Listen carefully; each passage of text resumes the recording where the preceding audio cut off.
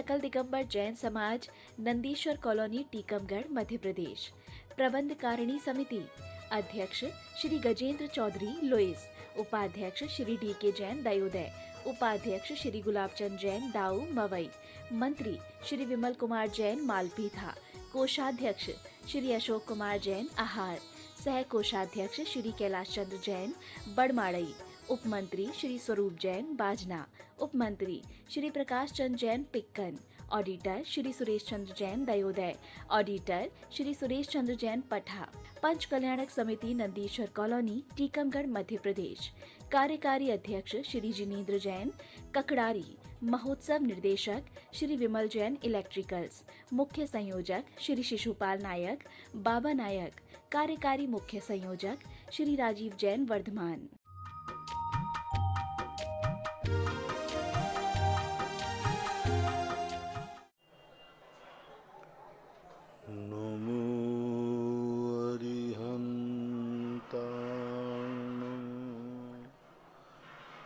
नमो सिद्धार्णं नमो आयर्याणं नमो वज्रायाणं नमो लोये सव्यसाहूर्णं। पंच परमेष्टि भगवान की, आचार्य श्री गुरुवर कुंद कुंद महाराज की जय, आचार्य श्री गुरुवर विद्यासागर महाराज की जय, परम पूजनीय निर्यापक श्रवण मुनि श्री सुधा सागर जी महाराज की, शुल्लक सिख पांच गंभीर सागर जी महाराज की। सभी जिज्ञासु एवं श्रोतागण पूज्य श्री को नमोस्तु करें। अतुल जैन पंडरा से पूछते हैं, नमोस्तु गुरुदेव, स्थावर ठोस पाषाण की पृथ्वी की अधिकतम आयु कितनी होती है? स्थावर ठोस परिणाम की अधिकतम आयु 22,000 वर्ष की बताई गई। उत्कृष्ट आयु है 22,000 वर्ष। जगन आयु अंतर मुहूर्त है। ललित जैन पिंडारिनिया बांसवाड़ा से पूछते हैं, नमोस्तु महाराज जी, गुरु के नाम से जाप करने पर गुरु के नाम के आगे क्या लगाना चाहिए? अब हमें तो कुछ ऐसा अलग से कोई जाप गुरु के नाम का मिला नहीं,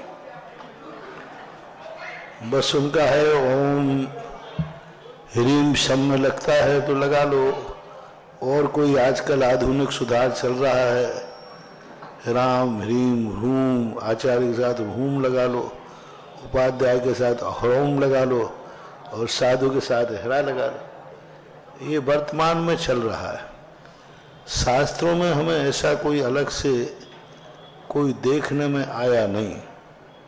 इसलिए मांगरोल परिवार मांगरोल से पूछता है, नमोस्तु महाराज जी, जिन जीवों के द्रव्य इंद्रिय हो उनके भाव इंद्रिय हो, ऐसा कोई जरूरी है क्या?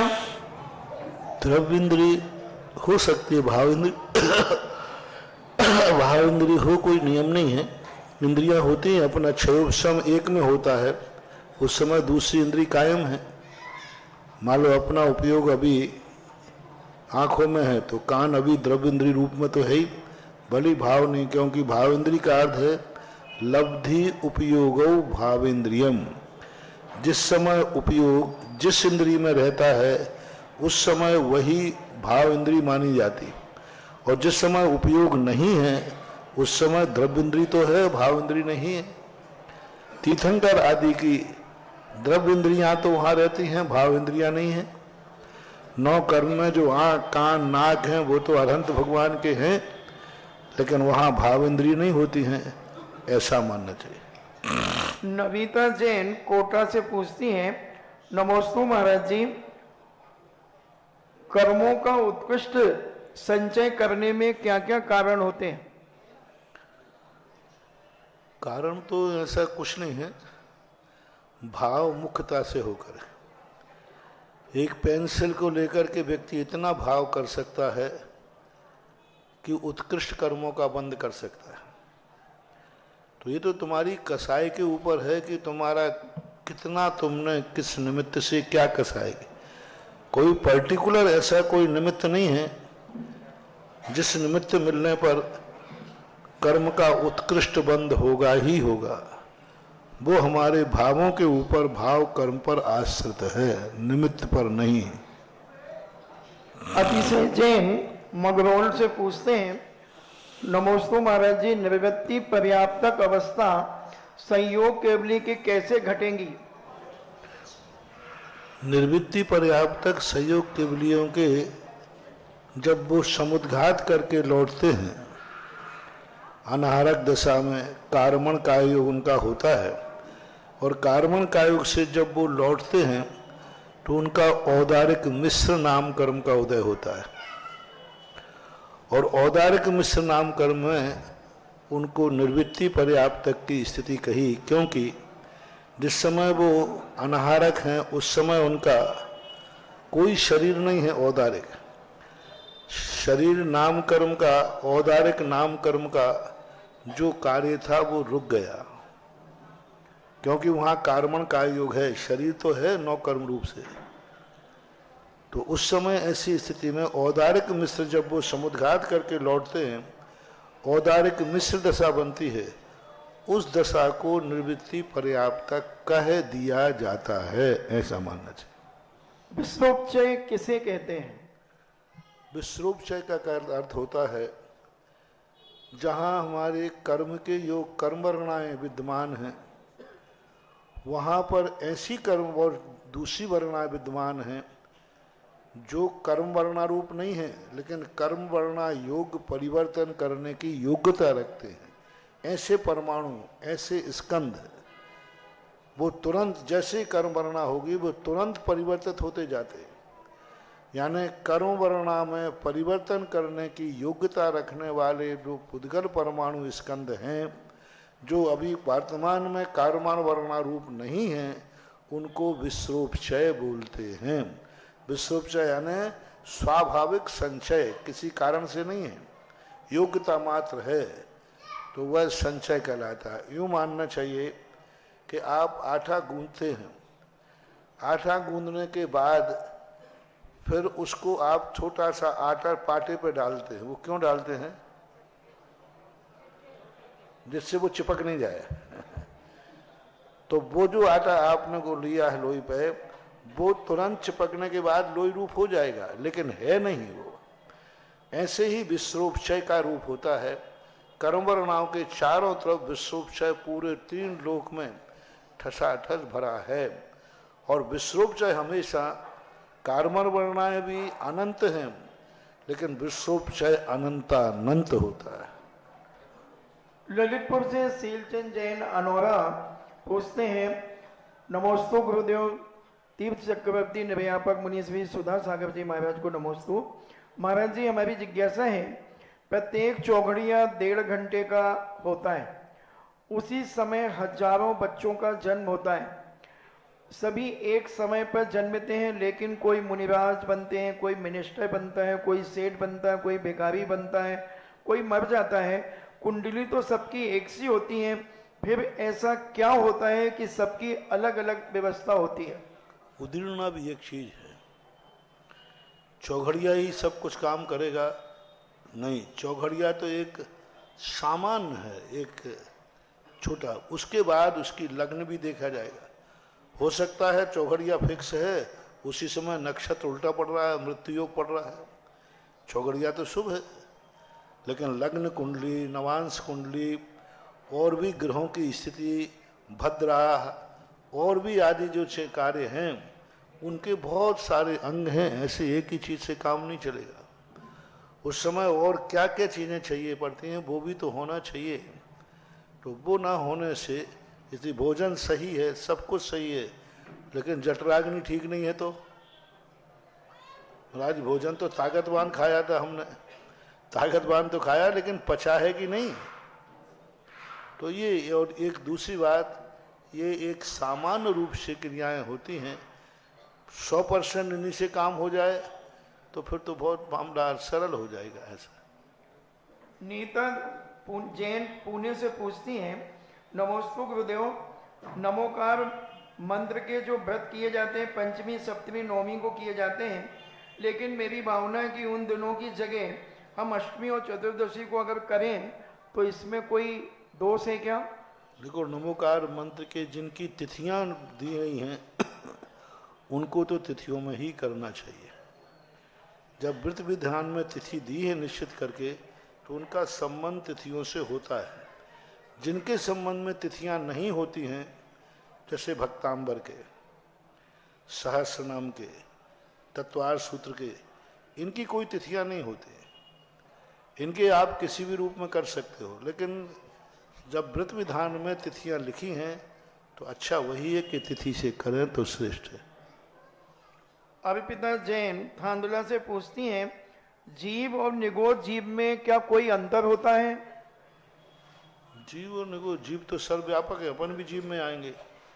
निगोदिया एक प्रकार की जाति है जो एक इंद्रियों में निगोदियों में होते हैं, ऐसे। हाँ, अब ऑनलाइन जिज्ञासाओं के पश्चात जिज्ञासा समाधान कार्यक्रम को जिनवाणी चैनल, आदिनाथ टीवी, सुधा कलश ऐप के माध्यम से देख रहे लाखों लाख भक्त और यहाँ उपस्थित जन समुदाय की ओर से परस की समाज के चरणों में बारंबार नमोस्तु नमोस्तु नमोस्तु, छुल्लक के चरणों में इच्छामी इच्छामी इच्छामी।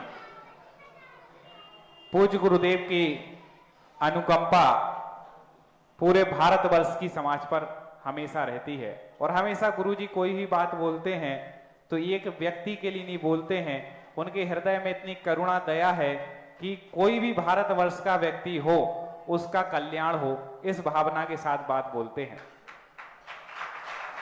और इतना बड़ा चिंतन, इतनी बड़ी सोच कि एक एक प्राणी के कल्याण की जो बात अपने प्रवचनों के माध्यम से हम सभी को बतला रहे हैं, ऐसे परम दयालु। देखिए, आप साधु सब श्रेष्ठ हैं अपने आप में, साधना में, हर चीज में, लेकिन आप एक बार मुनि श्री की चर्या को देखेंगे तो आप में उसमें साधना के साथ एक और चीज आपको देखने को मिलेगी, वह होगी बहुत ज्यादा श्रम धर्म प्रभावना के लिए और समाज कल्याण के लिए। हर चीज महाराज जी इस कितना श्रम करते हैं, चाहे कितनी दूर सुबह से जाना पड़े, यदि शांति धारा करानी है तो वहां भी जाएंगे, प्रवचन में भी समाज का कल्याण कैसा हो, ये धार की भावना पूज्य गुरुदेव में छिपी है। और निश्चित रूप से हम सभी सौभाग्यशाली हैं कि ऐसे महान संत के दर्शन हम सभी को मिल रहे हैं। जिज्ञासा करें श्रीमती सपना जी बजाज टीकमगढ़, और इसके बाद जिज्ञासा के लिए तैयार रहें पीके जी जैन सहायक संचालक शिक्षा टीकमगढ़। माइक चालू रखें।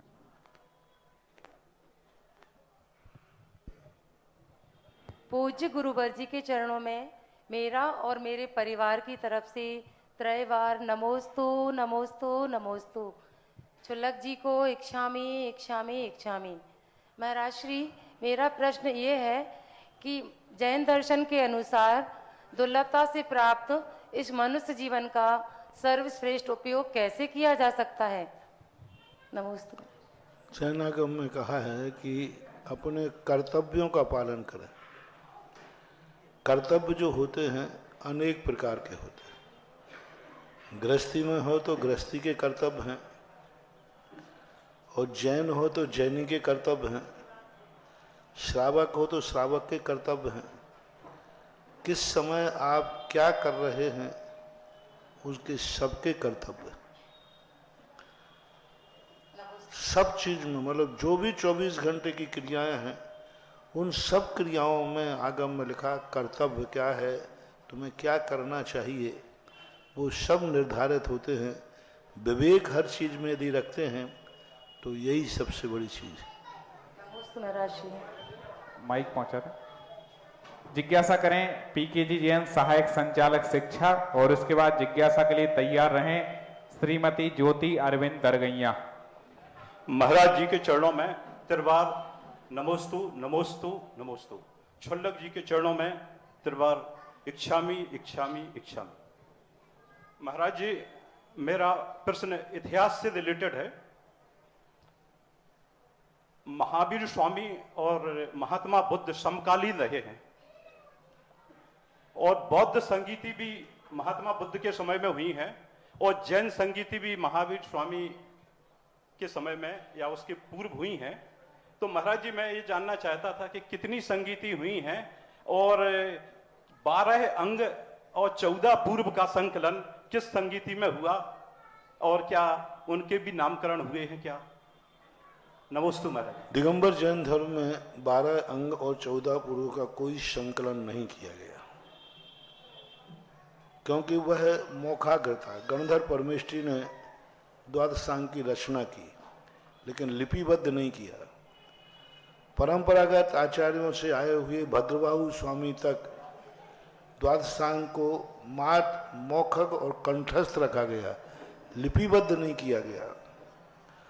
और जब लिपिबद्ध किया गया तब से द्वादशांग का जो विस्मृति होती गई, गौण होता गया। लिपिबद्ध करने वाले प्रथम आचार्य थे पुष्पदंत भूतबली, और पुष्पदंत भूतबली को मात्र उनके गुरु धर्षणाचार्य ने कम्म पैडी नाम का ज्ञान दिया।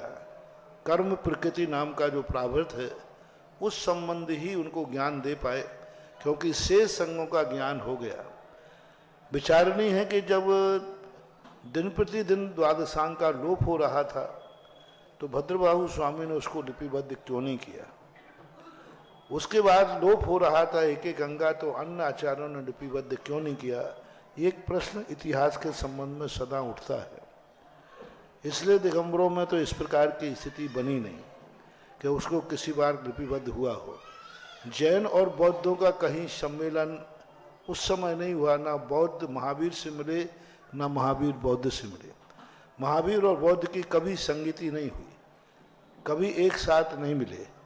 और उस समय उनका मिलना, जब महावीर स्वामी के मोक्ष जाने के बाद, बुद्ध का मूल निर्माण होने के बाद बौद्धों के साथ फिर संवाद हुए, गोष्ठियाँ हुई, बड़ी बड़ी गोष्ठियाँ हुई। सबसे बड़ी गोष्ठी बिहार में तक्षशिला में हुई थी, जैनियों की और बौद्धों की संगोष्ठी। बिहार में वैशाली में बहुत बड़ी संगोष्ठी हुई थी। तो इस प्रकार की संगोष्ठियाँ बौद्ध और महावीर के निर्माण के बाद हुई हैं, उनके सामने कोई गुण नहीं। अब द्वादशांग में दूसरा संप्रदाय है जैनियों का श्वेतांबर। श्वेतांबरों ने जो भी विषय उनके आचार्यों के पास बचा था उन्होंने उसको द्वादशांग का नाम दे दिया। उन्होंने आचारांग का नाम दिया। एक छोटी सी पुस्तक है 300 पेज की, उसको उन्होंने आचारांग दे दिया। अब आचारांग इतना है ही नहीं, आचारांग में तो करोड़ों श्लोक हैं।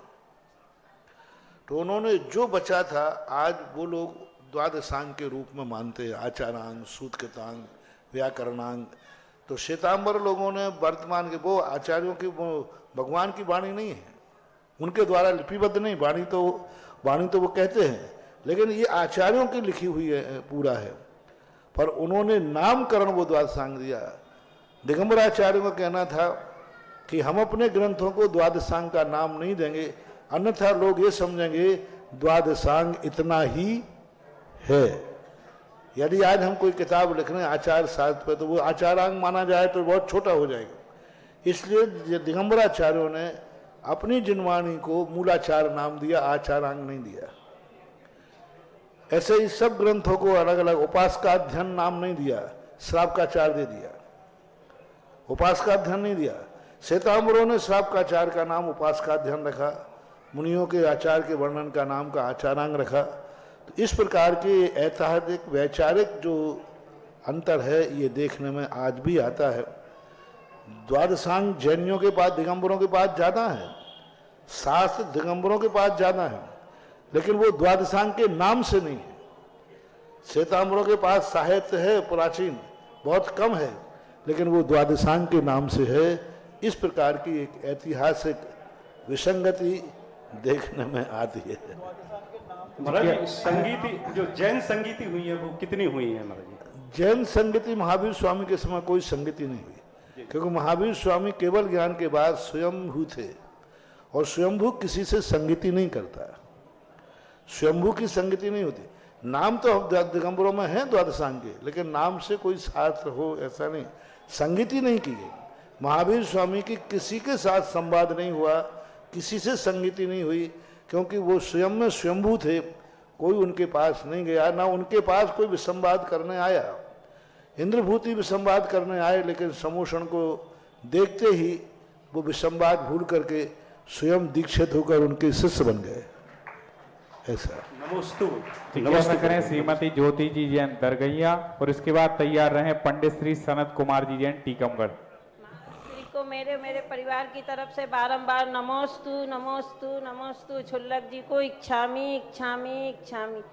महाराज श्री 25 वर्ष पूर्व अपने ही मतलब मंदिर में तेरापंथी आदिनाथ भगवान, बाहुबली भगवान और भरत जी की त्रुटिपूर्ण पाषाण से पंचकल्याणक हुआ, और 25 साल से अभिषेक, शांति धारा, पूजन सब कुछ हो रहा, और अब क्या उन प्रतिमा जी को संग्रहालय में भेजने की समाधान करें? सामाजिक व्यवस्था है, सामाजिक व्यवस्थाओं के अनुसार चलें तो अच्छा है।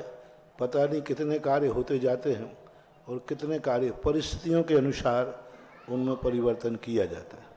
जिज्ञासा करें पंडित श्री सनत कुमार जी जैन टीकमगढ़। इसके बाद जिज्ञासा के लिए तैयार हैं ब्रह्मचारिणी बिमलेश दीदी जी। परम पूज्य मुनिराज के चरणों में। और पहली बात है, आप लोगों को एक सबसे पहले बता दूं, महिलाओं को भी सबको, भगवान के लिए शांति धारा की जरूरत नहीं है, भगवान के लिए अभिषेक की जरूरत नहीं है। फिर भगवान पर अभिषेक नहीं हुआ अभी तो भगवान को अभिषेक की जरूरत ही नहीं है। जिंदगी में एक बार भी भगवान पर अभिषेक ना हो गए तो भगवान की मूर्ति पर कोई फर्क पड़ने वाला नहीं है। रोज को करो तो भी फर्क पड़ने वाला नहीं है, मूर्ति पर कोई फर्क नहीं पड़ेगा। फर्क, अभिषेक तो आपको करना है, खुद को करना है, तो आप किसी भी मूर्ति का कर सकते हो। भगवान के लिए, मूर्ति के लिए अभिषेक जरूरी नहीं है कि अब इनका अभिषेक होता था, हो नहीं रहा था, अब नहीं हो रहा है, तो ऐसी कोई बात नहीं है अभिषेक की। परम पूज्य मुनिराज के चरणों में सादर नमोस्तु। छुल्लक जी के चरणों में इच्छामी इच्छामी इच्छामी। हे गुरुवर, जब राजा रामचंद्र जी लंका विजय करके अयोध्या लौटे, तब उन्होंने सभी भाइयों से कहा कि जिसको जो चाहिए हो मांगो। सबसे पहले शत्रुघ्न ने कहा मुझे मथुरा नगरी चाहिए। रामचंद्र जी ने मना किया कि मथुरा को छोड़ करके और कोई राज्य आप मांग लो, लेकिन शत्रुघ्न ने हट किया कि मुझे मथुरा ही चाहिए। तब रामचंद्र जी ने कहा कि जब राजा मधु के सामने त्रिशूल हो तब तुम उसका सामना नहीं करना। शत्रुघ्न ने यह स्वीकार कर लिया। महाराज, जैसे ही शत्रुघ्न ने गुप्तचरों से पता चलाया कि राजा मधु इस समय कहाँ पर है, तो उन्होंने कहा कि वो तो भोग विलास में लीन है। तब शत्रुघ्न ने एकाएक मथुरा नगरी को घेर करके और वहाँ पर आक्रमण करना शुरू कर दिया। राजा मधु को जैसे ही पता चला, वो युद्ध स्थल में आया, हाथी पर बैठ करके युद्ध करने को तैयार हुआ। जब तक वो तैयार हुआ तब तक शत्रुघ्न ने इतने बाण चलाए कि उसका शरीर छिन्न छिन्न हो गया। महाराज श्री, अब जैसे ही उसने सोचा कि अब हम मरने वाले हैं, तो उसने वहीं पर हाथी पर बैठ करके केस लॉन्च करना शुरू किया और समाधि मरण पूर्वक स्वर्ग को प्राप्त हुआ। उसका मित्र जो था चमरेंद्र, उस चमरेंद्र ने जैसे ही जाना कि मेरे मित्र का अपघात यहाँ इस तरीके से हुआ, तो उसने क्या किया, पूरे मथुरा नगरी में मरी रोग फैला दिया। और उस मरी रोग से किसी भी तरह का कोई उपाय नहीं सूझा। यहाँ तक कि विशल्या जो थी, वो पहले उसके स्नान के जल से कितने रोग दूर हो जाते थे, लेकिन विशल्या लक्ष्मण की पटरानी बन गई, इसलिए उसका भी कोई उपाय नहीं चला। इतने में महाराज श्री सप्तर्षि ऋषि मथुरा नगरी में आकाश विहार करते हुए मथुरा नगरी में पधारे। प्रश्न क्या है महाराज? एक मिनट वही तो मैं कहना चाहता हूँ। मथुरा नगरी में सप्त ऋषि पधारे और जैसे ही वो मथुरा नगरी में प्रवेश किया, सारी मरी रोग दूर हो गई। तो महाराज वहां तो सप्त ऋषि थे, यहाँ टीकमगढ़ में तो एक ही ऋषि ने सारे समाज को।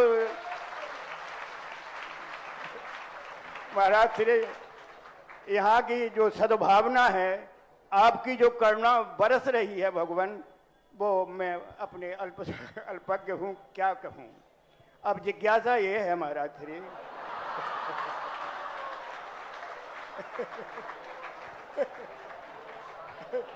अब जिज्ञासा ये है महाराज श्री, प्रवचन सार में सबसे पहले चारित्रम खलु धम्मो, ये प्रश्न है, और इसके आगे जो है ज्ञान की बड़ी महत्ता बताई गई है कि कोटि जन्म तप तपे ज्ञान बिन कर्म झरेंगे, ज्ञानी के छिन माही।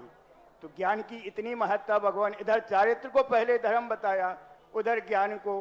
और रयण सार जी में भी यही बात बताई कि रात्यम देम अध्ययनम, पंचम काल में स्वाध्याय ही सबसे बड़ा धर्म है। तो महाराज मेरी जिज्ञासा है, आप इसका समाधान पहले तो जिज्ञासा पहले की भूमिका का जवाब दे दो कि रामचंद्र जी जब लंका से लौट के आए तो उन्होंने अयोध्या के राज्य को बंटवारे की बात कही। मांग लो क्या मांगना है, ये रामचंद्र जी ने कहा, लेकिन मथुरा का राज्य शत्रुघ्न ने क्यों मांगा? रामचंद्र जी कह रहे थे कि हमारे पास जो राज्य है उस राज्य के बंटवारे कर लो। मथुरा राज्य अयोध्या में नहीं आता था, इनकी सीमा है। तो शत्रुघ्न ने, भरत ने कहा कि नहीं भैया, मैं अयोध्या के टुकड़े तो नहीं होने दूंगा, मैं राज्य के टुकड़े नहीं होगा। हम 4 लोग अयोध्या के राज्य को बांट लें। हमारे पिताजी ने अखंड राज्य किया है, अयोध्या पे के राज्य पर तो एक ही राजा बनेगा, उसके 4 बंटवारे नहीं होंगे।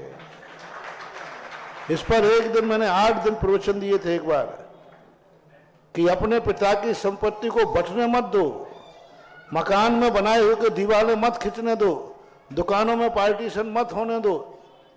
ये सबसे बड़ा, बहुत बड़ा नुकसान हुआ। आज पिताजी ने एक मकान बनाया, बंटवारा करके बीच में से दीवार खिंच जाती है। शत्रुघ्न, भरत आदि कहते नहीं, अयोध्या में दीवारें नहीं खिंचेंगी, अयोध्या का राज्य नहीं बटेगा। तब रामचंद्र जी ने कहा कि देखो, मैं तुम लोगों को, क्योंकि तुम बराबरी के हो, तुम लोगों को मैं अपने अधीन कैसे रखूं?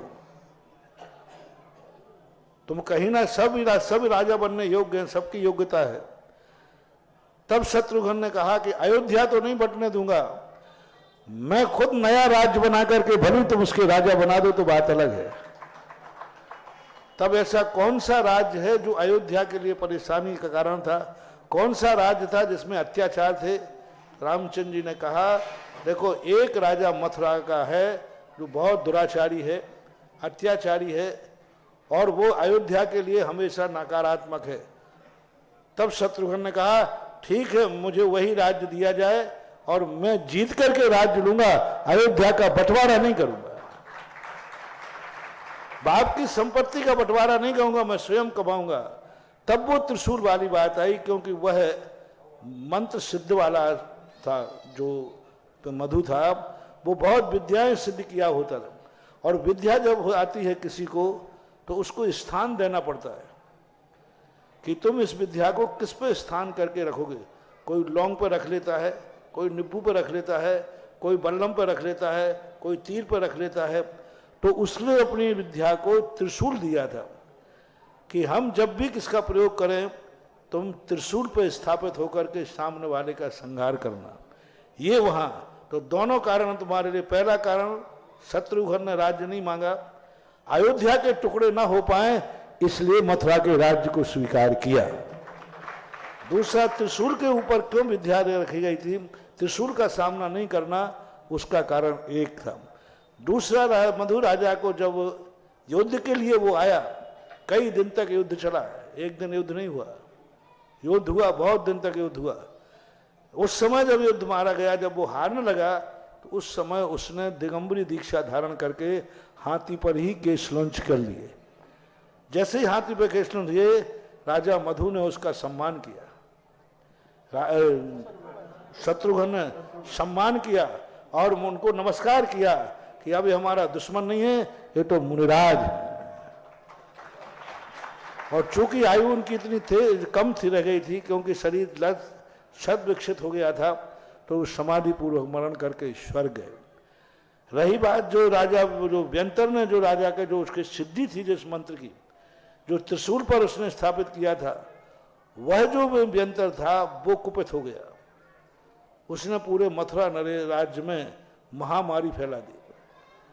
और उस समय वो 7 मुनिराज जैसे ही वहां आए, उनके आते ही वो महामारी दूर हो गई। और सप्त ऋषिराजों का राजा शत्रुघ्न ने बहुत आदर किया, सम्मान किया, आहार दान दिए। ये उसकी कहानी है। कहानी तो आपकी सही थी, लेकिन भाव अभिप्राय गलत है। अब जो बात रही कि जो वेद में स्वाध्याय में और चारित्र में क्या अंतर है। चारित्रम खलु धम्मो, जो पूज्यवर अमृत कुंद कुंद भगवान ने प्रवचन सार में कहा है, वही पंडित जी साहब ने कहा है। पूरी पंक्ति पढ़ो।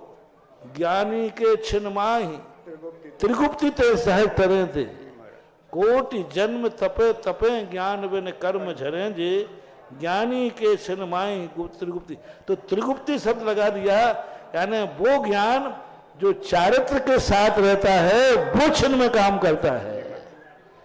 वहां ज्ञान को न मिलाकर चारित्रम खलु धम्मो जोशो मोह खोह भीणो जो कहा है, तो यहां पर जो कहा कि कोटि जन्म तप तपे ज्ञान मन, खोटे कर ध्यान के लिए। ज्ञान कौन सा?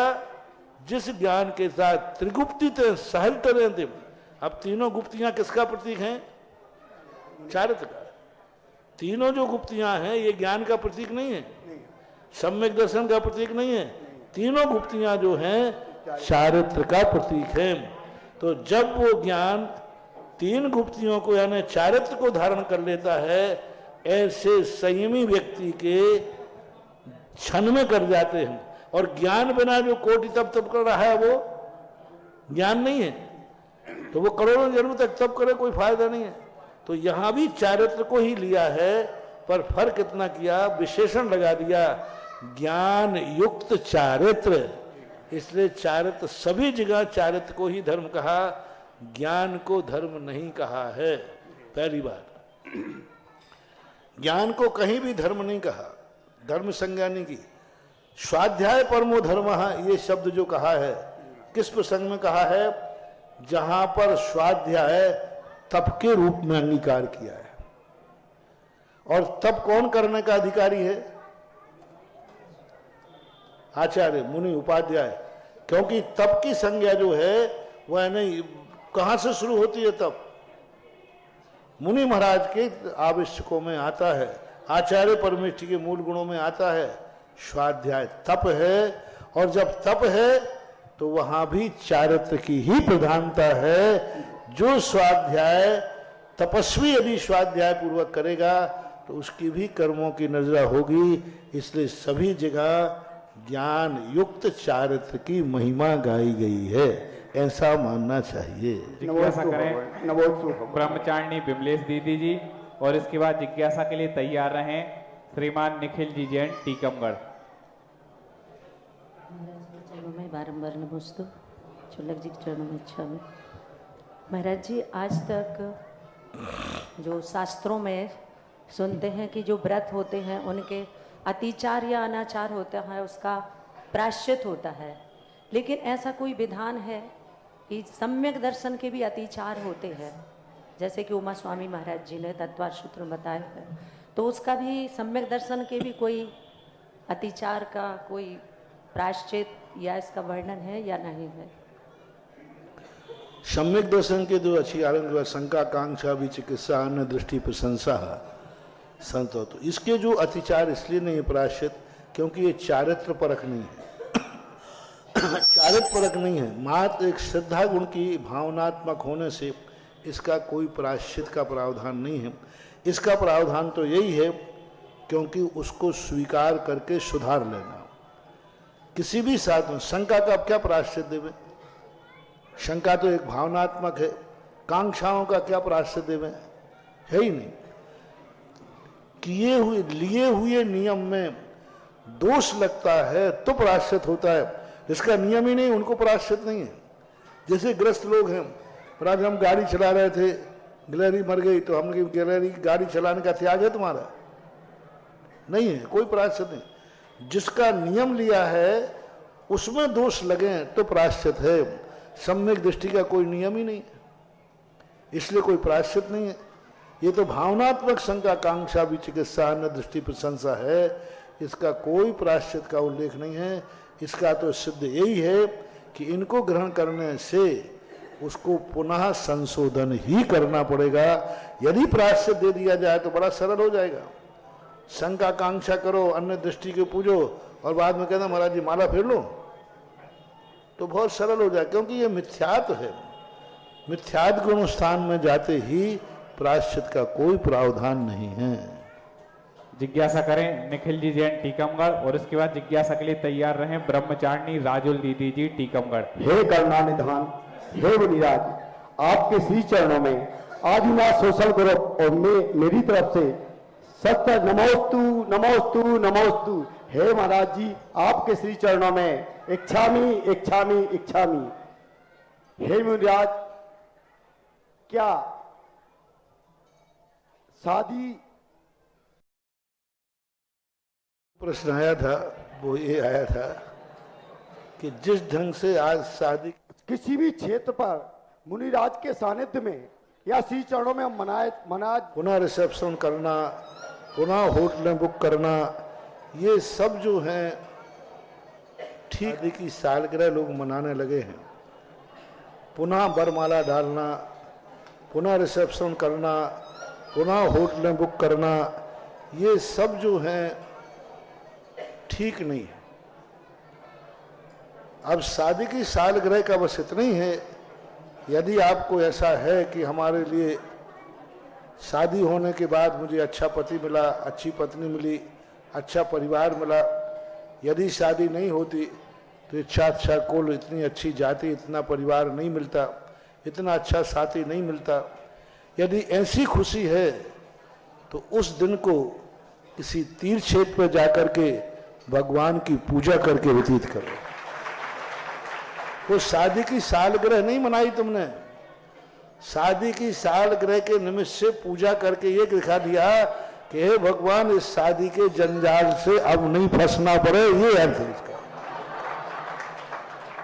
होटल में शादी मनाना, बरमाला डालना, इसका बहुत अंतर है, बहुत अंतर है।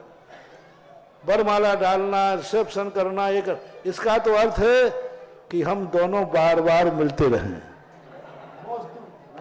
तो वो कथन है, वो ठीक नहीं है। शादी एक बार होती है, बार बार नहीं होती। जैसे कोई दीक्षा लेवे और हर साल दीक्षा के दिवस के दिन पुनः दीक्षा लेवे, दीक्षा ले ली, अब हर साल दीक्षा दिवस पे और फिर बाद में जाकर के हर साल दीक्षा लेवे पहले, वो खुशी का अर्थ होता है कि हम शादी के सालगिरह के दिन हम तीर्थ यात्रा करेंगे, भगवान की पूजन करेंगे, भगवान की भक्ति करेंगे, स्वाध्याय करेंगे, गुरुओं के दर्शन करेंगे।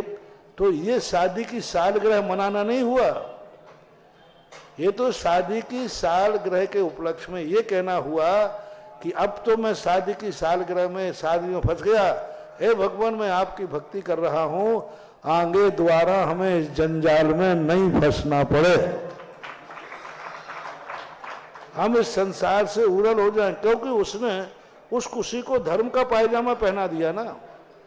जन्मदिन पे जाकर के मंदिर में जाकर मनाने का अर्थ है कि हे भगवान मैंने जन्म लिया है, बस ऐसा आशीर्वाद दो कि यह जन्म आखिरी हो, हमें बार बार जन्म न लेना पड़े। इसलिए सांसारिक क्रिया को जब धार्मिक रूप दे देते हैं तो उसका अर्थ समर्थन नहीं है, उसका अर्थ ये भी है कि हम आगे भविष्य में इस जंजाल से ऊपर उठ जाएं। लेकिन ये वरमाला डालना, रिसेप्शन करना, होटलों में बुकिंग करना, ये तो बिल्कुल गलत है, अनैतिक है। पुनः वरमाला डालना बहुत बड़ा अनैतिक है।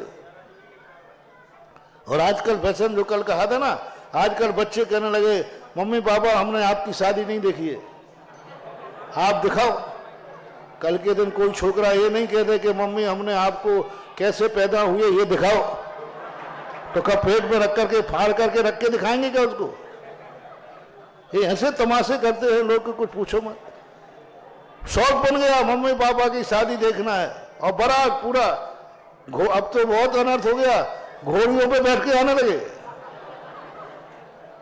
एक बारात हुई, बोले बाकायदा पत्नी पीहर गई, पूरे लोग बारात लेके गए, घोड़ी पे बैठे, बराबर वो क्या होते वो आगे पीछे मुझे तोरण तोरण तोरण तोरण लगा, सब कुछ किया। क्या तमाशा है? ये गलत है। ऐसा करने के लिए मैं तो जैनियों से मना करूंगा, अपने भक्तों से तो कहूंगा, दुश्मनों से तो कहना क्या है, अपने भक्तों से कहूंगा कि शादी जैसे कार्य की पुनरावृत्ति ना करें। बस ये विचार करें कि हे भगवान, इस भाव में मुझे करना पड़ी, अगला भाव ऐसा हो कि मैं इस संसार के बंधनों से मुक्त होकर मोक्ष को प्राप्त करें। बंधन तोड़ने के लिए हमें आगे इन बंधनों में न बंधना पड़े, तो ये बात के लिए तुम खुशी मनाते हो, धार्मिक क्रियाएं करते हो, तो धार्मिक क्रियाएं करने में कोई आपत्ति नहीं है, करना ही चाहिए, धर्म का रूप देना ही चाहिए। क्योंकि खुशी का दिन यदि धर्म क्षेत्र में निकालोगे तो वह अच्छा ही माना जाता है। ऐसा हमने उसका निषेध किया था जो आज हो रहा है। बाकी आप लोग इस ऐसे दिन पर यदि तीर्थ यात्रा पर जाते हो, पूजा पाठ करते हो, गुरुओं के पास जाते हो, तो जाना ही चाहिए, यही जैनियों को करने योग्य है। जिज्ञासा करें ब्रह्मचारिणी राजुल दीदी जी, और इसके बाद जिज्ञासा के लिए तैयार रहे श्री अभय जी जैन पवैया। महाराज श्री जी के चरणों में अनंतानंत बार नमोस्तु। महाराज जी के चरणों में इच्छा में महाराज श्री, ये जिज्ञासा एक मेट्रो सिटी में रहने वाली मुनि भक्त श्राविका की है। उन्होंने कहा है कि वहाँ जैन मंदिर बना है, अच्छा है, सब श्रावक जाते हैं, सब अच्छे से पूजा भक्ति कर रहे हैं। एक दिन 2-4 दिन होते हैं कि एक श्रावक आके वहाँ स्वाध्याय शुरू कर देते हैं। 5-6 दिन के बाद पता चलता है कि वो श्रावक है जो स्वाध्याय शुरू कर रहे हैं, वो एकांत पक्ष का स्वाध्याय शुरू किया उन्होंने। फिर इन्होंने सब बंद करवा दिया। बंद कराया तो वो श्रावक बहुत गाली गलौज करते हैं, बोलते हैं आपके बच्चे मंदबुद्धि होंगे या कुछ भी बहुत। तो वो कहते हैं कि हमको पाप बंद होगा क्या? नहीं होगा, क्योंकि आर्ष परंपरा के विरुद्ध यदि कोई स्वाध्याय मंदिर में करता है, जो भगवान की पूजा पाठ को हे बतावे, पूजा पाठ को संसार का कारण बतावे, मुनियों की बुराई करे, पंचम काल में मुनि नहीं होते हैं, मुनियों को नहीं माने, ऐसे लोगों से मंदिर से हाथ पकड़ के निकाल देने में कोई अंतराय कर्म का बंद नहीं होता है। बल्कि सुमन संस्कृति रक्षा का मैंने एक बार कहा था कि 10 लाख क्षण पर में स्वाध्याय करने वाले के जो पंडित आते हैं, ऐसे ही नहीं जिस किसी पंडित को बुला लो, पंडित से पहले सबसे पहले देखो कि वो सुबह उठ करके स्वयं नित्य अभिषेक पूजन करता है कि नहीं। मात अकेले प्रवचन सुनने के गद्दी पे नहीं बैठा लो। ऐसे ऐसे पंडित आते हैं कि प्रवचन कर जाते 10 लाख क्षण पर में, और 10 लाख क्षण पर में भी पूजा नहीं करते, 10 लाख क्षण पर में भी धोती दुपट्टा नहीं पहनते, भगवान का अभिषेक नहीं करते, यहां तक कि भगवान की वंदना भी सीधे गद्दी पे आके बैठेंगे, लेक्चर झाड़ेंगे और चले जाएंगे। ऐसे लोगों को मंदिरों में से बैठने की जगह पहला पंडित वह बैठे जो पहले स्वयं 10 लाख पंडित करने के स्वयं सुबह उठ करके भगवान का अभिषेक और स्वयं की पूजन करे, उसके बाद वो गद्दी पे बैठना चाहिए, वो भी धोती दुपट्टा पहन के। एक कारण। दूसरा कारण पूछना चाहिए, क्या आपने कभी भी अपनी जिंदगी में मुनि महाराज को आहार दिया है?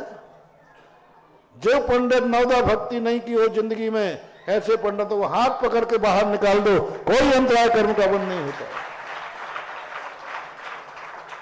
किस महाराज को दिया है ये नहीं कह रहा हूं मैं, नाम नहीं ले, किसी भी महाराज को नवदा भक्ति पूर्वक आहार दिया है। जो विद्वान ने जिंदगी में कभी नवदा भक्ति पूर्वक आहार न दिया हो, ऐसे लोगों की गद्दियां मंदिरों में से बंद कराने में अंतराय कर्म का बंद नहीं है, महान ज्ञानावरणी कर्म का क्षयोपशम होगा। क्योंकि ये मंदिर देव शास्त्र गुरु के हैं। जिस मंदिरों में गुरुओं को, और शास्त्र में लिखा है कि पंचम काल में कुंदकुंद कैसे लोग हैं, कुंदकुंद भगवान को मानते हैं, उनकी बात नहीं मानते। कुंदकुंद स्वामी खुद कह रहे हैं पंचम काल में भाव लिंगी मुनिराज होंगे, अजबी त्रियण शुद्ध लहरी देवत्तम इंदत्तम छ। पंचम काले भरे दुष्म काले, इस भरत क्षेत्र के दुष्मा काल में यानी पंचम काल में रत्नत्रय के शुद्ध धारण करने वाले देव होंगे। मोक्ष तो मुनि महाराज होंगे, वो मोक्ष तो नहीं जाएंगे। देवत्तम इंद्रत्तम लोयत्तम च, इंद्र बनेंगे, लोकांतिक देव बनेंगे, देव बनेंगे। ये पूज्यवर कुंदकुंद स्वामी की वाणी है। मैंने बहुत लोगों से कहा कहीं भी पूरी जिनवाणी में एक बता दीजिए, कहीं भी लिखा हुआ कि पंचम काल में मुनि महाराज नहीं होते हैं। अब तुम कहो कि महाराज जी ये दो से, अरे होते हैं तो कोई ना कोई तो है। 2000 मुनिराज हैं, 1000, उनमें से कोई तो है, एक तो बताओ। चलो 999 मत मानो, कोई एक को तो मान लो। हमने तो ये छूट दी थी, इनमें से कोई पसंद नहीं है तो तुम अपना मन का मुनि बना लो, 28 गुण दे करके उसी को हार दे दो। चलो कोई बात नहीं, तुम अपना खुद का मुनि बना लो। मान लो इनमें से कोई माल पसंद नहीं है, ग्राहक हो आप तो माल पसंद नहीं है तो नहीं है, तो तुम एक मुनि बना के दिखाओ। और ऐसी मुनिचर्या होना चाहिए आगम के अनुसार, शास्त्र के अनुसार। तुम खुद अपना मुनि बना के दिखाओ या स्वयं बन जाओ, हमें उससे कोई मतलब नहीं है। हमें तो उसको तुम आहार दे दो तो हम तुम्हारे लिए गद्दी पर बैठने देंगे। बस होना चाहिए दिगंबर। तो जो आहार दान नहीं देते हैं, वर्तमान में नवदा भक्ति नहीं करते हैं, मुनि दशा को स्वीकार नहीं करते हैं, ऐसे लोगों को गद्दी पे से हाथ पकड़ के भी उठा देना तो भी तुम्हें कर्म का बंध नहीं होगा, नहीं होगा, नहीं होगा।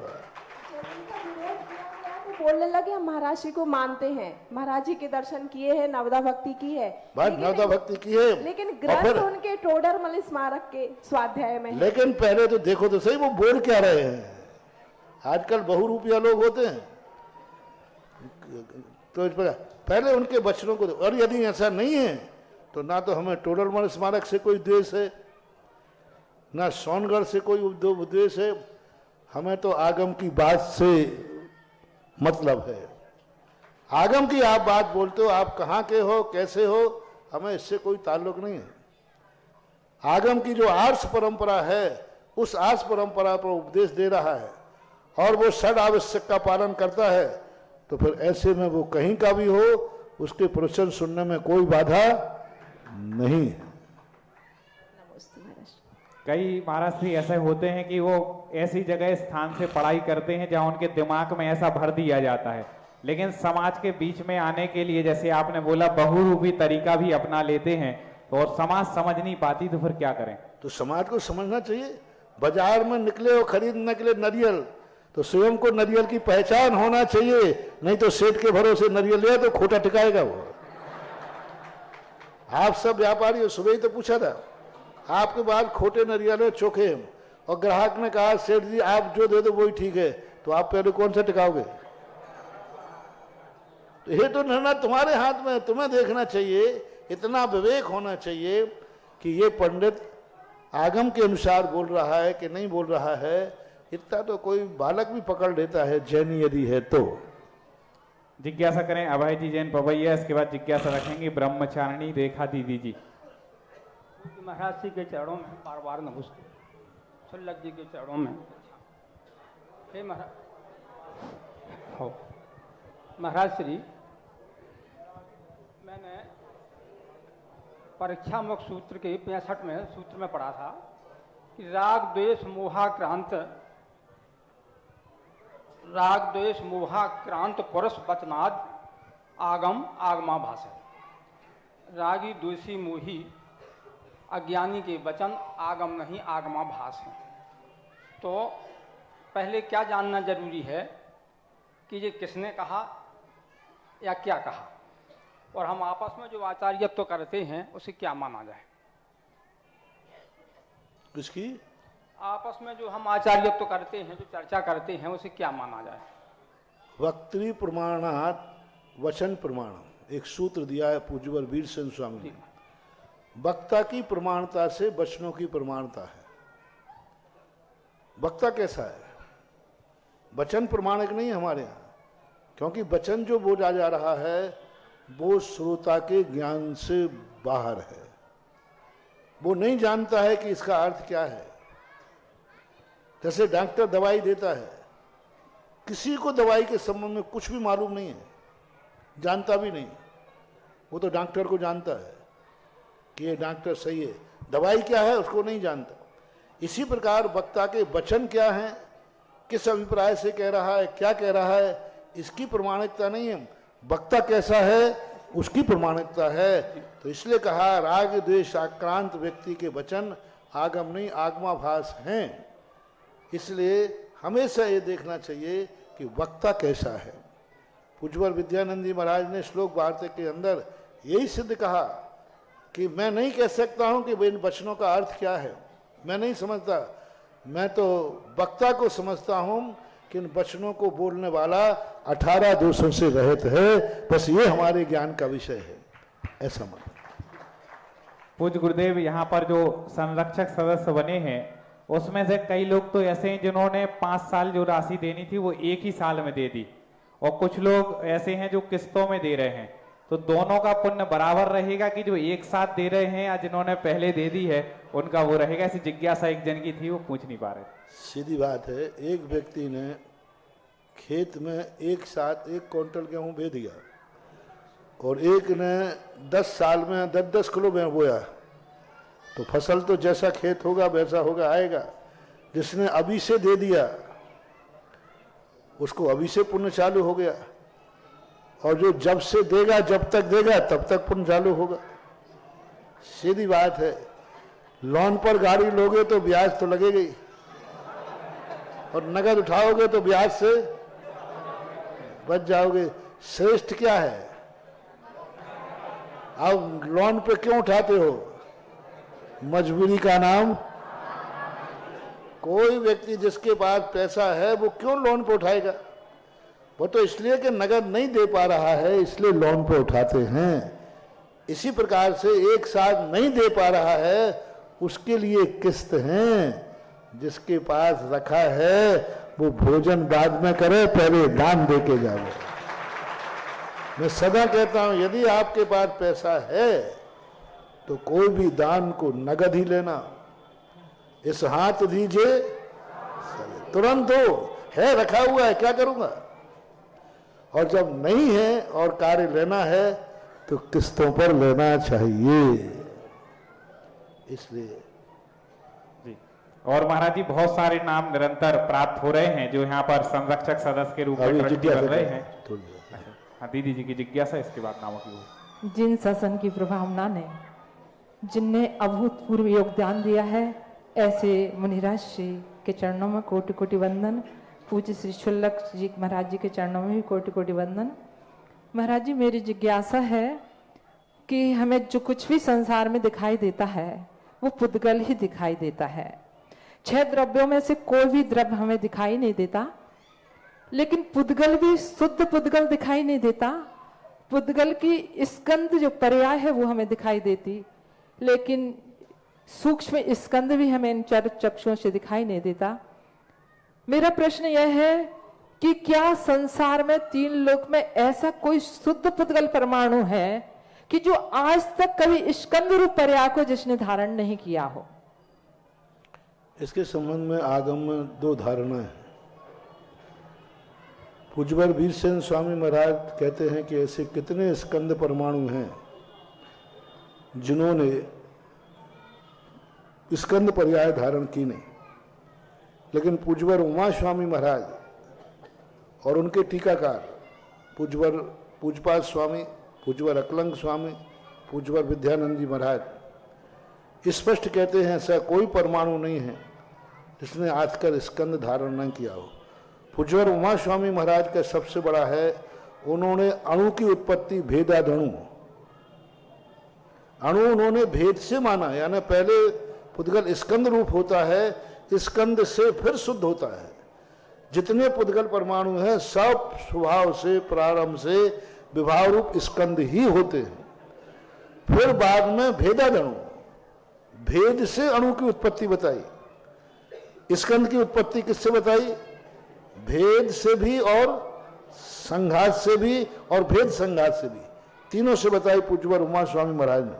लेकिन अणु की उत्पत्ति के संबंध उनका भेदादणु, तो भेद से अणु की उत्पत्ति मानना ये सिद्ध करता है कि ऐसा कोई परमाणु नहीं है अनादिकाल से जिसने स्कंद पर्याय धारण न की हो।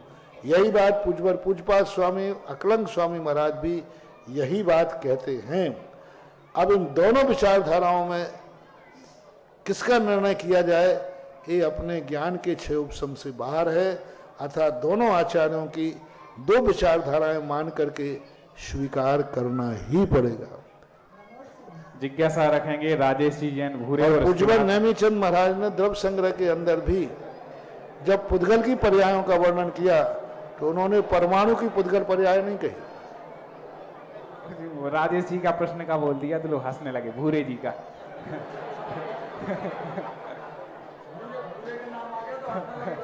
अच्छा अच्छा,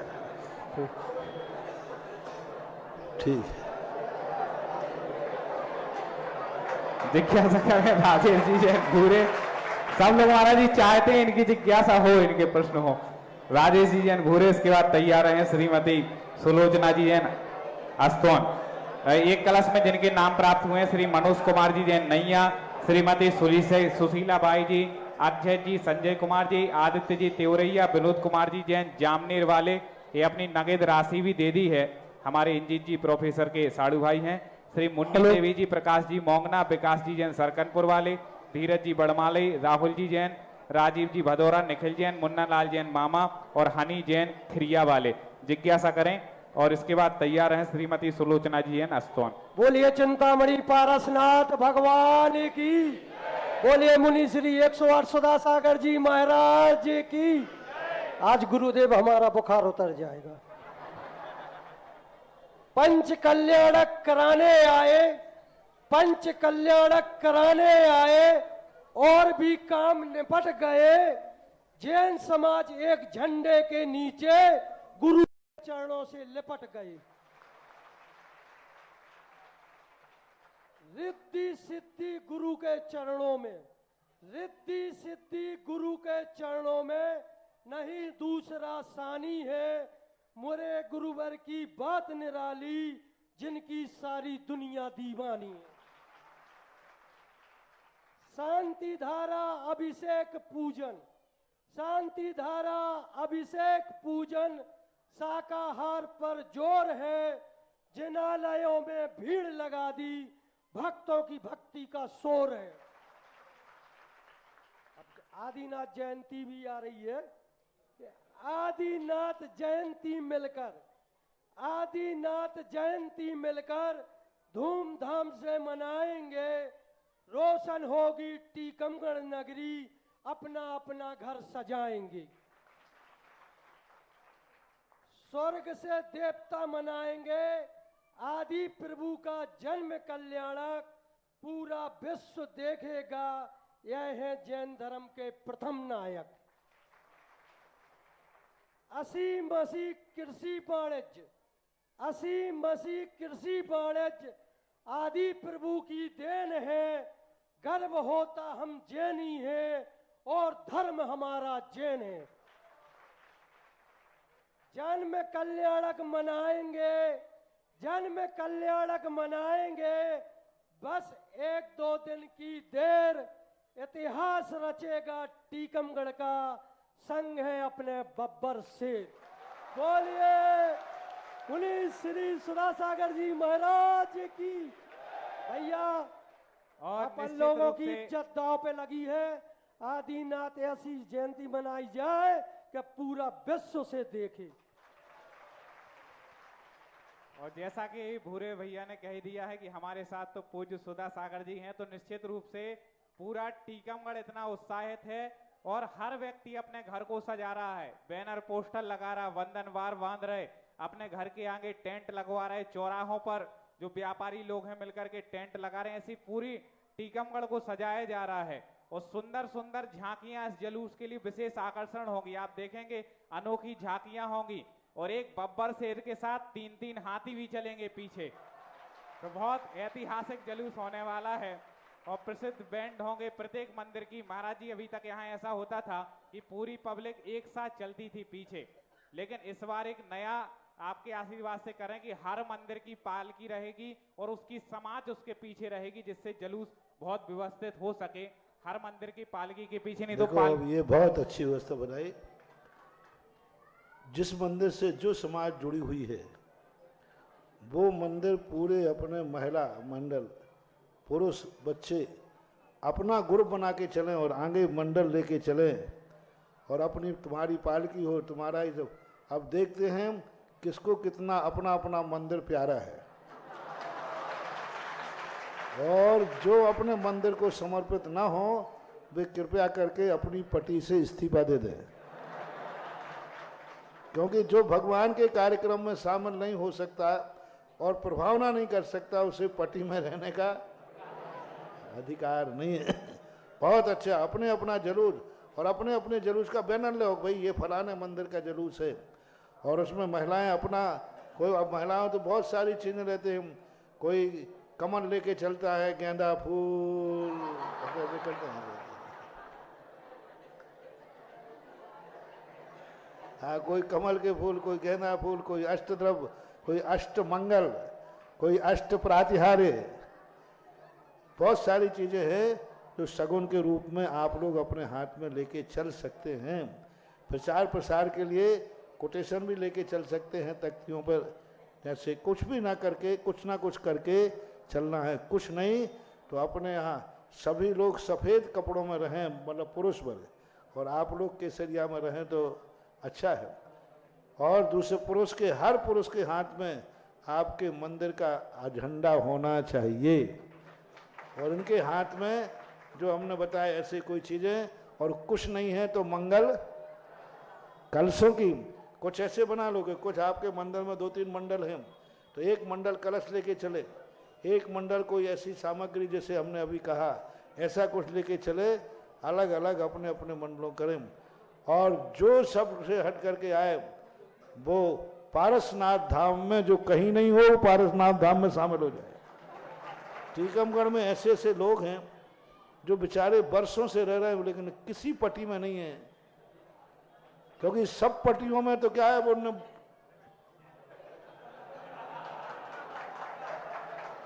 सब पट्टियों में लोगों ने अपना बांध दिया, बस इतने ही रहेंगे। मंदिरों के बाजू में रहने वाले उस पट्टी में शामिल नहीं है। यही था ना पहले, बहुत सारे लोग मंदिर के सामने ही रहते हैं, ये मंदिर के बाजू में रहता। मैंने कहा कि भाई ये मंदिर का ट्रस्टी होगा, फराज जी हमें मंदिर में कुछ नहीं है, यही बैठ ही ना, यही है। तो जो किसी भी मंदिर की पट्टी में नहीं आते हैं वे सारे पार्श्वनाथ धाम की पट्टी में शामिल हो जाए, क्योंकि ये मंदिर अब किसी को लावारिस नहीं रहने रह जाएगा। टीकमगढ़ का अब कोई व्यक्ति ये नहीं कह सकता हमारी तो कोई पट्टी नहीं है। जिसकी कोई पट्टी नहीं उसका पारसनाथ धाम है। बोलो पट्टी बड़ी के धाम। हाँ बस कहते ना, जिसका कोई नहीं उसका भगवान है, जिसकी कोई पट्टी नहीं उसके लिए पारसनाथ धाम है। और जिसकी कोई पट्टी नहीं उसके लिए महाराज जी एक बड़ा पपोरा जी का रथ मंगवा रहे हैं, उसको मानव रथ रहेगा, लोग ही उसको खींचेंगे। तो जिनकी कोई पट्टी ना हो तो रथ के वहां आ जाइएगा, आपको रथ खींचने का मौका भी मिलेगा और रथ के पीछे लाइन लगा के चलिएगा।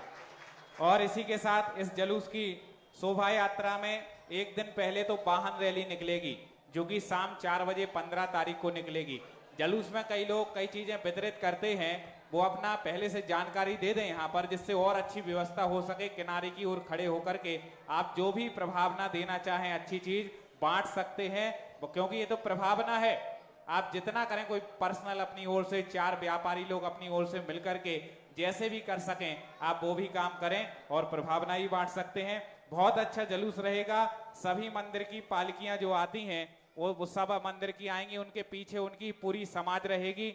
जितने भी महिला मंडल, बालक मंडल, युवा मंडल हैं वो भी अपनी स्वीकृतियां पहले से दे दें, आप क्या लेकर के चलेंगे, जिससे और अच्छी व्यवस्था हम लोग बना सकें।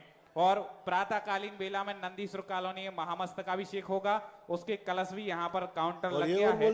ये और बोल दो, अपनी अपनी पट्टी का बैनर हो, विमान हो, पालकी हो, और अपने अपना स्वयं की पट्टी का बैंड हो, अपना खुद का बैंड, चाहे ढपला लाओ, चाहे ढोलक लाओ, और कुछ नहीं लाओ तो 10-15 लोग थालियां लाओ। ऐसे ही महाराज जी हर समाज के आगे जो है पालकी होगी, समाज होगी, बैंड का आपने बोल दिया तो बैंड यहाँ से महाराज जी उदयपुर से ही बैंड मंगवाया है, ललितपुर से ही मंगवाया है।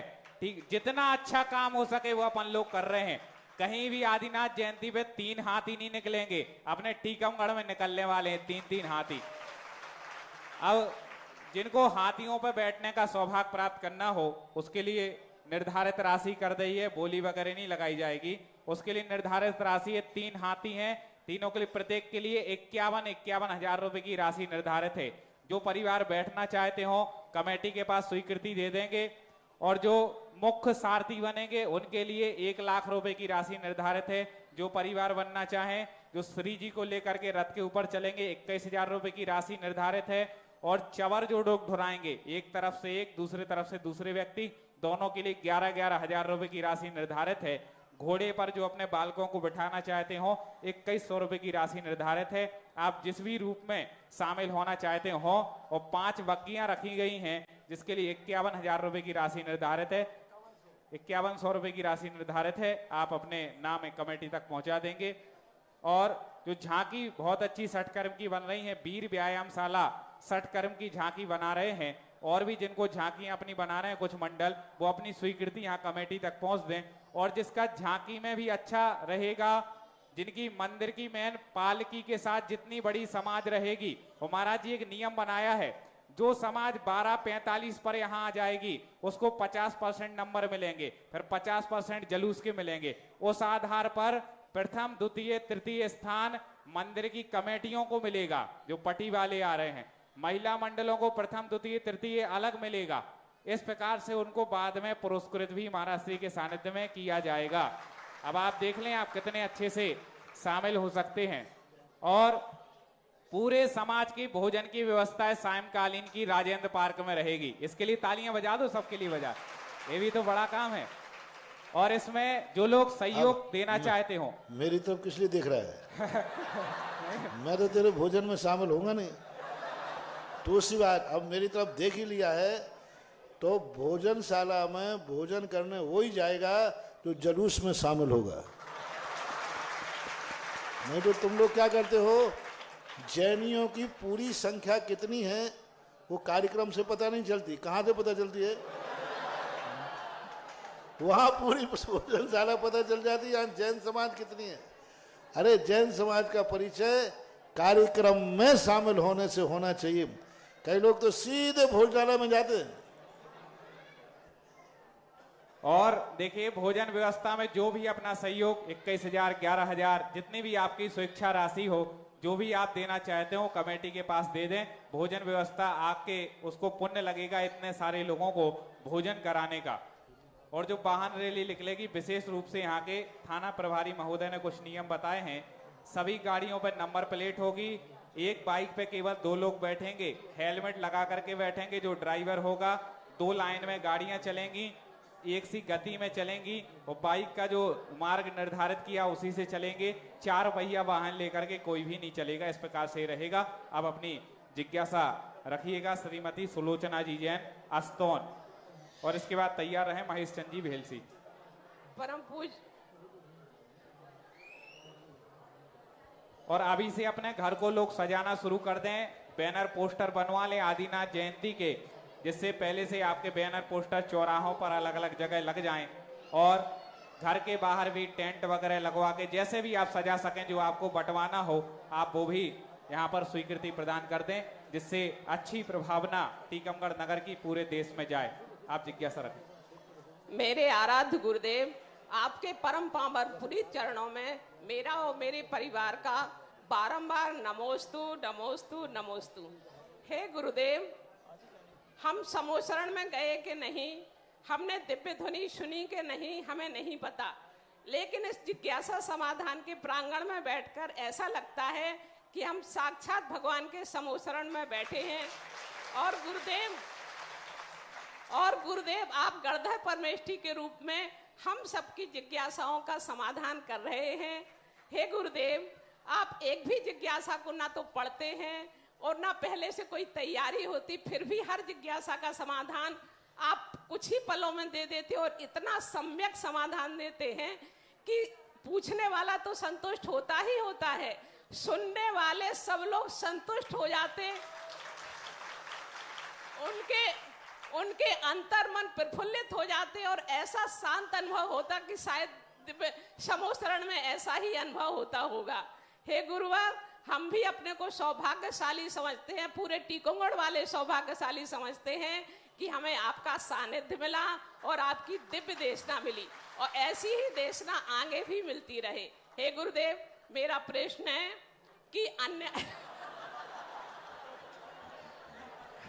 सब महाराज जी इतने प्रसन्न है कि भूमिका बिना बिना रहते ही नहीं है। हाँ चलिए। हे गुरुदेव, मेरा प्रश्न है कि अन्याय को कर्मों का उदय समझ करके सहन करना कहाँ तक सही है और लोक व्यवहार में अन्याय का प्रतिकार हम कैसे करें, क्योंकि कहते हैं कि अन्याय को सहन करना भी उतना ही है जितना अन्याय को सहन करने का जिसका हम प्रतिकार नहीं कर सकते हैं। प्रतिकार करने पर हमारी हानि ज़्यादा है, प्रतिकार करने पर हमारी जो शांति है ये भी खत्म हो जाएगी, हमारा जीवन भी खतरे में पड़ जाएगा। तो फिर अन्याय को सहन करने के लिए हमारे आचार्यों ने कहा है दोषवादे च मौन्यम। जहाँ हमारी चलेगी ही नहीं, बोलने के बाद और संकट आ जाएगा, बोलने से हमारी बहुत हानि हो जाएगी, तो वहाँ दोष होते हुए भी मौन रहने की बात कही है आचार्यों ने। जहाँ हमारी चल सकती है, हम सामने में सुधार कर सकते हैं और हम अन्याय से बचा सकते हैं, वहाँ पर पूज्यवर सुखचंद महाराज ने कहा अपृष्टैरभिवक्तव्यम सुसिद्धांतार्थ विप्लवे। वहाँ बिना बोले भी, बिना बताए भी बोलना चाहिए, बिना पूछे भी बोलना चाहिए। हमारे द्वारा अन्याय रुक सकता है, मैं रोक सकता हूँ अन्याय को, मेरे में इतनी ताकत है, तो फिर जरूर उसका सामना करना चाहिए। लेकिन हम रोक नहीं सकते, बल्कि और हानि हो सकती है, तो फिर अन्याय को सहन करने ही में ही समझदारी है। ऐसी नीति बनाना चाहिए। महेश चंद जी जैन भेलसी अपनी जिज्ञासा रख। हेलो, हे मुनि श्रेष्ठ, आपके चरणारविंद में त्रैवार नमोस्तु, छुल्लक जी के चरणों में त्रैवार नमोस्तु। जय हो भगवान। इच्छामि। हे मुनि श्रेष्ठ, मैं ग्राम भेलची, यहाँ से 32 किलोमीटर दूर दक्षिण मुखी शांतिनाथ भगवान हैं। मंदिर ना होके मठ में शांति कुंठ अहनाथ भगवान की खड़गासन प्रतिमाएं हैं। वहां पे आचार्य योगेंद्र सागर जी ने ये बताया कि यहाँ पे मूर्तियां भूमिगत हैं। इस संदर्भ में भगवान आपसे मैंने, भेलची की समाज थी किशनगढ़ में, उस समय आप वहां विराजमान थे और मंदिर में शिखर का शिलान्यास, शिखर की स्थापना वगैरह थी। तब हम लोगों ने आपसे निवेदन किया था, उस समय आपने कहा था कि यहाँ से क्या बताएं, कभी उधर आना हुआ तब देखा जाएगा। भगवान आपसे बार बार नमोस्तु करते हुए निवेदन है कि इस विषय में हमें पूरी समाज को मार्गदर्शन देने की कृपा करें। पहली बात तो है, जो ऐसा बताते हैं कि यहाँ कुछ है लेकिन निकालते नहीं हैं, ऐसे कहने वाले तुम्हें भ्रम में डाल रहे हैं, उनको कुछ पता नहीं है। यहाँ है लेकिन निकाल के नहीं दिखाते, समय आने पर बताए निकाले जाएंगे, ये सब फ्रॉड है। मैं इन सब चीज़ों को मैंने आज तक कभी कहीं नहीं कहा, यहाँ बहुत कुछ है, समय आने पर नहीं। मुझे तो जब पता चलता है तो मैं तो निकाल के दिखा देता हूँ। ये है,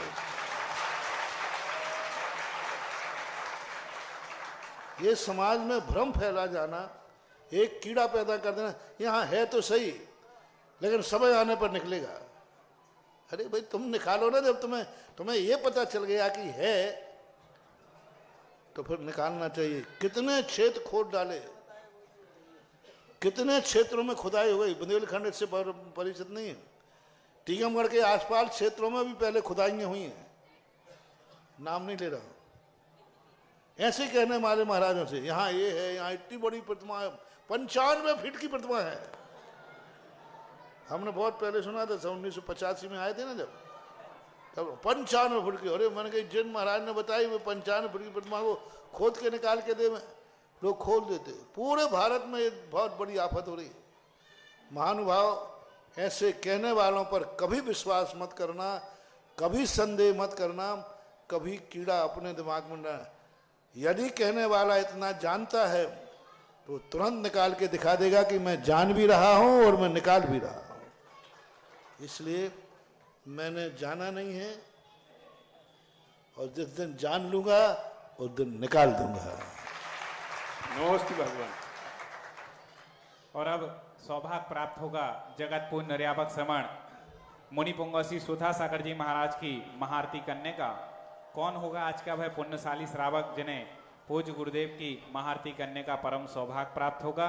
5151 रुपये जगत पूर्ण निर्यापक श्रमण मुनि पुंगौसी सुधा सागर जी महाराज की 11,111 रुपये 11,111 रुपये जगत पूर्ण निर्यापक श्रमण मुनि पुंगौसी सुधा सागर जी महाराज की आरती।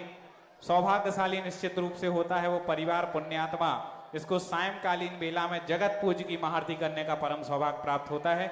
11,111 रुपये एक।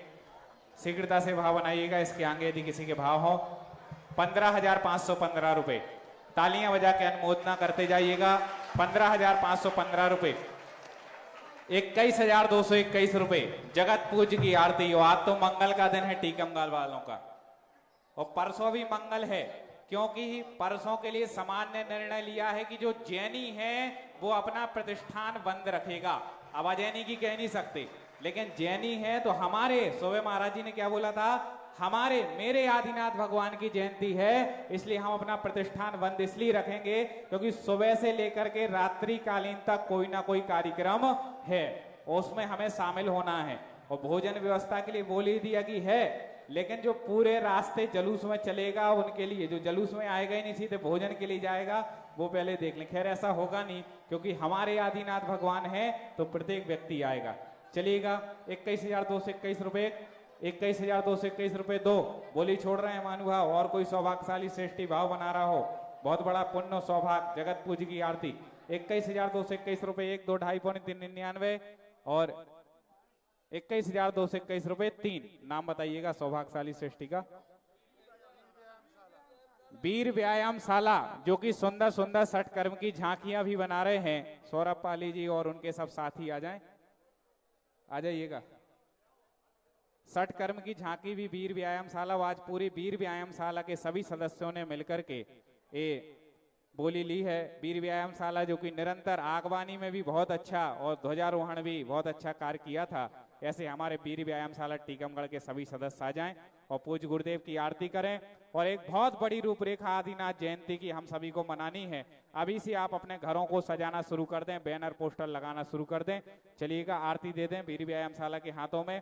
महामस्तकाभिषेक के कलश पीछे मिल रहे हैं, 1008 कलशों से महामस्तकाभिषेक होगा, जिसके लिए 500 रुपये और 500 रुपये की राशि निर्धारित है। आप जमा करके कलश प्राप्त कर लें, उसी में बाद में आप गंदोदक भी घर ले जा पाएंगे। चलिएगा।